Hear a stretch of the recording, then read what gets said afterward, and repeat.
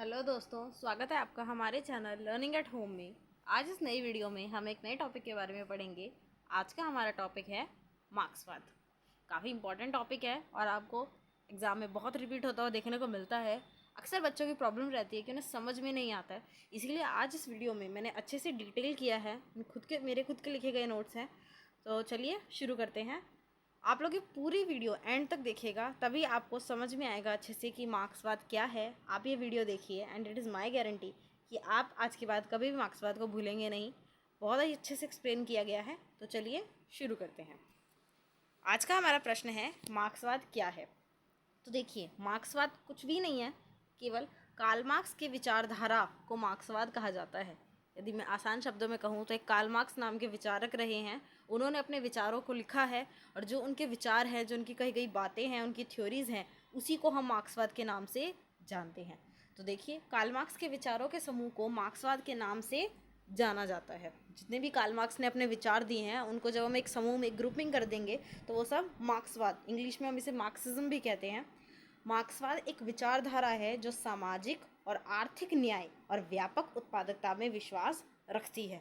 तो देखिए, मार्क्सवाद भी एक विचारधारा है। जैसे अभी हमने उदारवाद पढ़ा था, तो ऐसे ही मार्क्सवाद भी एक विचारधारा है जो सामाजिक और आर्थिक न्याय और व्यापक उत्पादकता में विश्वास रखती है। ये मानती है कि समाज में सामाजिक और आर्थिक न्याय की स्थापना होनी चाहिए और उत्पादकता भी व्यापक तौर पे होनी चाहिए। अब देखिए, सबसे पहले हम पढ़ते हैं कार्ल मार्क्स कौन थे, उनका जीवन परिचय। ये भी जानना बहुत ज़रूरी है कि जिस विचारक ने ये थ्योरी हमें दी है, ये विचारधारा हमें दी है, वो कौन थे, उनके बारे में जानना और एग्जाम में लिखना बहुत इंपॉर्टेंट होता है। तो देखिए, कार्ल मार्क्स एक जर्मन दार्शनिक, कार्ल मार्क्स एक जर्मन थे। वो एक जर्मन दार्शनिक और क्रांतिकारी थे। उन्होंने अपने जीवन काल में कई आंदोलन किए हैं। कार्ल मार्क्स का जन्म सन 1818 में उत्तरी यूरोप के राइन प्रांत के ट्रियर नामक नगर में हुआ था। कार्ल मार्क्स की साम्यवादी विचारधारा के कारण उन्हें एक कुशल समाजवादी विचारक के रूप में भी जाना जाता है। कई इतिहासकारों का कहना है कि मार्क्स हीगल के विचारों से काफ़ी प्रभावित थे। तो देखिए, जो कार्ल मार्क्स हैं वो जर्मन के थे, जर्मनी के थे, एक जर्मन थे। उनका जन्म 1818 में उत्तरी यूरोप के राइन प्रांत के ट्रियर नामक एक नगर में हुआ, जर्मनी के एक नगर में हुआ। और कार्ल मार्क्स की जो साम्यवादी विचारधारा है, देखिए ये जो मार्क्सवादी विचारधारा है, इसे साम्यवादी विचारधारा भी कहा जाता है। और उनकी इस विचारधारा के कारण उन्हें एक समाजवादी विचारक के रूप में भी जाना जाता था। जो कार्ल मार्क्स थे वो हीगल के विचारों से बहुत ही प्रभावित थे। जब वो कॉलेज में गए, यूनिवर्सिटी में गए, तो उन्होंने हीगल के विचारों को पढ़ा और उनसे वो काफ़ी प्रभावित थे। और उनकी मार्क्सिज्म की, मार्क्सवाद की विचारधारा में कई हीगल के विचार भी सम्मिलित हैं। कार्ल मार्क्स ने अपना पूरा जीवन मजदूर आंदोलन और अन्य क्रांतिकारी आंदोलनों के समर्थन में बिता दिया। मार्क्सवादी विचारधारा पूंजीवादी का घोर विरोध करती है। देखिए, जो कार्ल मार्क्स थे, उन्होंने अपना पूरा जीवन मजदूर आंदोलन और दूसरे आंदोलनों के लिए दिया। और मार्क्सवादी विचारधारा जो है वो पूंजीवाद का घोर विरोध करती है। यदि मुझे एक लाइन में आपको समझाना हो कि मार्क्सवादी विचारधारा क्या है, तो ये पूंजीवाद का घोर विरोध करती है। क्योंकि मार्क्स का मानना है कि हमारे समाज में दो वर्ग हैं, एक पूंजीपति और एक श्रमिक। पूंजीपति वर्ग श्रमिकों का शोषण करता है। श्रमिक मजदूर होते हैं, तो पूंजीपति श्रमिकों का शोषण करता है। उनका शोषण कर करके उसने अपने आप को बड़ा बनाया है, उसने अपना धन इकट्ठा किया है। उनका शोषण कर करके किया है, मेहनत करके नहीं किया, बल्कि उनका शोषण करके किया है। तो इसीलिए मार्क्सवादी विचारधारा जो है वो पूंजीवादी का विरोध करती है। क्योंकि पूंजीवाद की वजह से मजदूर आज इतनी गरीबी में है, बेचारा बहुत पीड़ित है, उसका शोषण होता है, उसको अपने गुजर बसर भी बहुत मुश्किल से करना पड़ता है। इसी कारण उनके द्वारा लिखे गए लेखों पर प्रतिबंध भी लगा दिया गया। तो देखिए, जब मार्क्सवाद ने पूंजीवादी विचारधारा के अगेंस्ट लिखा और उनका साथ दे रहे सत्ता वर्ग के लोगों के खिलाफ भी लिखा, तो उनके द्वारा लिखे गए लेखों पर ही प्रतिबंध लगा दिया गया। उसी कारण उन्हें जर्मनी छोड़कर अमेरिका भी भागना पड़ा। कार्ल मार्क्स ने अपना संपूर्ण जीवन बेहद गरीबी में बिताया, लेकिन पूंजीपति और मजदूरों के बीच में जो वर्ग संघर्ष और मजदूरों को जो अपना समर्थन देना है, वो उन्होंने कभी भी नहीं छोड़ा। अब देखते हैं मार्क्सवादी विचारधारा क्या है। मार्क्सवादी विचारधारा एक प्रभावशाली विचारधारा है जो समाजवाद और साम्यवाद के मूल सिद्धांतों पर आधारित है। तो देखिए, जो हमारी ये मार्क्सवादी विचारधारा है, ये समाजवाद और साम्यवाद के मूल सिद्धांतों पर आधारित है।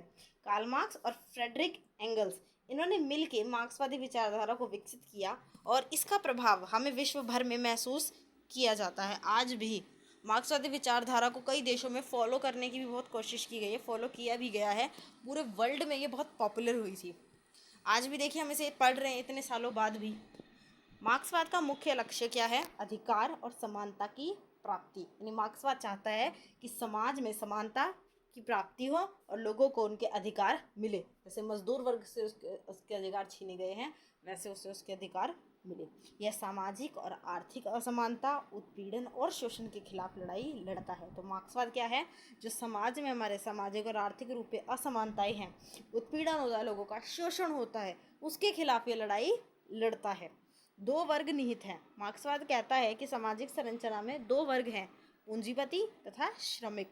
इन दो वर्गों के बीच अंतर बहुत अधिक है। आप खुद देखिए, जो पूंजीपति हैं, जो कारोबारी होते हैं, अमीर लोग होते हैं वो, और एक मजदूर गरीब, उनके बीच में कितना बड़ा अंतर है। पूंजीपति तो इकट्ठा पैसा कर करके कितना अमीर बन गया है, समाज में सबसे ऊंचे स्थान पे पहुंच गया है। लेकिन वो अमीर अपनी मेहनत से नहीं बना है, वो मजदूर का शोषण करके बना है। जैसे मजदूरों से हद से ज़्यादा घंटे काम करवाना, उन्हें जितना उनका मेहनताना, उन्हें जितनी उनकी सैलरी उन्हें मिलनी चाहिए वो ना देना, उनके साथ बुरा सलूक करना, वो सब कर करके वो अमीर बना है।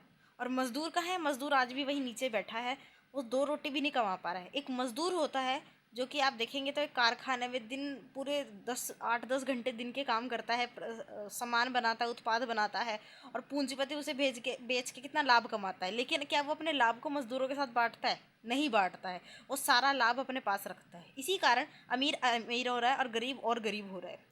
पूंजीपति जो है वो मजदूरों का शोषण करके अमीर और बड़ा बना है, जबकि मजदूर जो है वो शोषण के कारण समाज में निचले स्तर पर और घोर गरीबी में आज भी घिरा हुआ है। आज भी अपने आसपास देखिए, एक मजदूर 400-500 रुपये दिहाड़ी होती है उसकी दिन की, पर डे वो 400 से 500 रुपये कमाता है। आप खुद सोचिए, इतनी महंगाई के ज़माने में वो कैसे अपना घर चलाता होगा।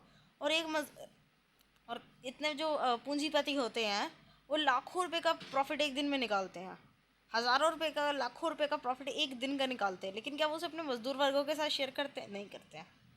तो इस तरह धन का विकेंद्रीकरण भी होता है, जो समाज में आर्थिक असमानता को बहुत बढ़ावा दे रहा है। और मार्क्सवाद इसी के खिलाफ थे। मार्क्सवाद कहते थे कि पूंजीपति और पूंजीपतियों के साथ जो सत्ता के लोग हैं, यानी जो हमारी सरकार के लोग हैं, मंत्री हैं, प्रशासन के लोग हैं, वो भी पूंजीपतियों के साथ हैं। श्रमिक वर्ग का सब मिलके शोषण कर रहे हैं। समाज में आर्थिक असमानता बढ़ रही है, भुखमरी, गरीबी बढ़ रही है, और उस वजह से अपराध भी बढ़ रहा है कहीं ना कहीं। तो इसलिए वो पूंजीपतियों के विरोध में थे। उन्हें पूंजीपतियों से कोई दुश्मनी नहीं थी, लेकिन उन्हें मजदूरों से, गरीबों से बहुत सहानुभूति थी। मार्क्सवाद का मानना है कि श्रमिकों को न्यायपूर्ण और समान अवसर प्राप्त होने चाहिए, उनका शोषण समाप्त होना चाहिए तथा उनके लिए आर्थिक न्याय, व्यावसायिक संगठन, अधिकारों की सुरक्षा की व्यवस्था होनी चाहिए। तो देखिए, मार्क्सवाद क्या कहते हैं कि जो हमारे श्रमिक हैं उनको न्यायपूर्ण और एक समान अवसर प्राप्त होने चाहिए, उनका शोषण नहीं होना चाहिए, उनके लिए आर्थिक न्याय होना चाहिए यदि उनको काम से निकाल दिया जाए। देखिए, ये भी एक है कि मजदूर आज काम पे है, उसे अगले दिन, अगले घंटे, किसी भी टाइम काम से निकाला जा सकता है। उसके पास कोई सिक्योरिटी नहीं है, कोई सुरक्षा नहीं है नौकरी की। तो उसके लिए एक आर्थिक न्याय की सुरक्षा होनी चाहिए, उसके लिए नौकरी की सुरक्षा होनी चाहिए। व्यावसायिक संगठन उसके लिए बनने चाहिए जो उसके अधिकारों के लिए लड़े, उसके अधिकारों की भी सुरक्षा की व्यवस्था होनी चाहिए, ताकि समाज में इस आर्थिक असमानता को कम किया जा सके और जो श्रमिक हैं उन्हें भी आगे बढ़ने का, अपना कल्याण, अपना विकास करने का पूरा पूरा अवसर मिल सके। अब हम देखते हैं मार्क्सवाद की प्रमुख विशेषताएं। सबसे पहली विशेषता, मार्क्सवाद पूंजीवाद का घोर विरोधी है। वो क्यों है, हमने पढ़ा है। मार्क्सवाद पूंजीवाद का घोर विरोध करता है क्योंकि पूंजीवाद श्रमिकों का शोषण करता है। दूसरा पॉइंट है हमारा, मार्क्सवाद प्रजातंत्रीय संस्था को पूंजीपतियों की संस्था मानते हैं। मार्क्सवाद क्या कहते हैं कि जो प्रजातंत्रीय संस्था है, जो हमारे प्रजातंत्र में लोग बैठे हैं, चाहे वो प्रशासन में हो, चाहे वो सरकार में मंत्री वगैरह हो, वो सब पूंजीपतियों की संस्था है, क्योंकि वो उनके हितों के लिए, श्रमिकों के शोषण में उनका साथ देते हैं। जैसे कि आप देखते हैं कि कई बार सरकार, अभी पिछले वर्ष भी था, सरकार पूंजीपतियों के कर्ज, तो बड़े बड़े लाखों करोड़ों के कर्ज माफ़ कर देती है, लेकिन गरीबों के कर्ज माफ़ नहीं किए जाते हैं। उनसे तो बैंक अकाउंट में भी छोटी छोटी चीज़ों में कटौती की जाती है। तो इस तरह जो और भी ऐसे कानून बनाए जाते हैं जो पूंजीपतियों का साथ दें, गरीबों का साथ ना दें। प्रजातंत्रीय संस्था भी उनके साथ मिलकर श्रमिकों का शोषण करती है। इसलिए मार्क्सवाद कहते हैं कि राज्य जो है, राज्य नहीं होना चाहिए, वर्ग विहीन समाज बनाना चाहिए हमें, और राज्य नाम की कोई संस्था उसमें नहीं होनी चाहिए। मार्क्सवाद धर्म का भी विरोध करते हैं, क्योंकि उनका मानना है कि धर्म एक अफीम की तरह है, जो लोग उसके नशे में खोए रहते हैं तो लोग उसमें और कुछ देख नहीं पाते हैं, तो इसलिए धर्म का भी मार्क्सवाद विरोध करता है। मार्क्सवाद अंतर्राष्ट्रीय साम्यवाद में विश्वास करता है, मिलजुल के रहने में। अगला पॉइंट है हमारा, मार्क्सवाद मानता है कि राज्य में पूंजीपति और मजदूर में वर्ग संघर्ष अनिवार्य है। देखिए, मार्क्सवाद कहता है कि जो राज्य में पूंजीपति और मजदूर है उनके पीछे वर्ग संघर्ष चलता आ रहा है और चलता रहेगा, क्योंकि पूंजीपति मजदूर का शोषण करता है, मजदूर का बेचारे का शोषण बुरी तरह से हो रहा है, इसलिए दोनों में ये वर्ग संघर्ष है। फिर हमारा पॉइंट है, मार्क्सवाद कहता है कि पूंजीवाद व्यवस्था को समाप्त करने के लिए क्रांति का उपयोग करना चाहिए। मार्क्स कहते हैं कि एक दिन क्या होगा, मजदूर इनके शोषण से इतना थक जाएगा, इतना परेशान हो जाएगा कि वो एक दिन उठ के क्रांति कर देगा। और यदि आप देखेंगे तो हमारे समाज में मजदूर वर्ग की संख्या ज़्यादा है, पूंजीपतियों की चंद है, पूंजीपति मुट्ठी भर है, जबकि मजदूर बहुत बड़ी संख्या में है।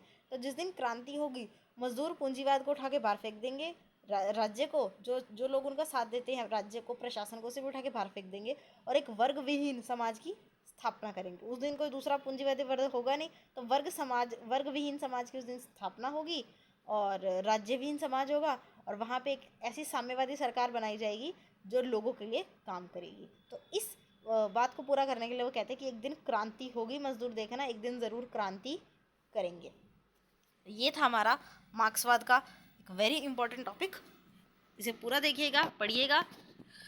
अगर आपको वीडियो पसंद आई हो तो please like, share and subscribe the channel for more videos. Stay tuned. Thank you.